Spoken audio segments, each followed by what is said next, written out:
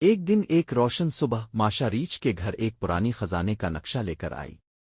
چلو ایک مہم پر چلی، اس نے کہا۔ اگرچہ ریچھ تھوڑا محتاط تھا لیکن ماشا کی خوشی نے اسے متاثر کیا، لہذا اس نے کچھ ناشتہ جمع کیا اور وہ دونوں نکل پڑے۔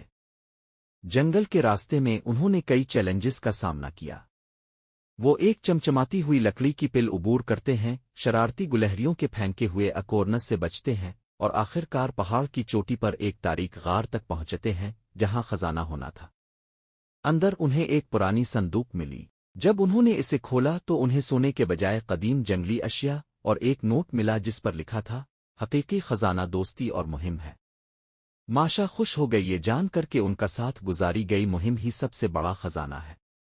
خوشی کے ساتھ وہ دونوں گھر واپس آئے، جانتے ہوئے کہ ہر دن ایک نئے اور دلچسپ سفر کی طرح ہو سکتا ہے جب تک کہ وہ ایک ساتھ ہوں۔ Subscribe my channel.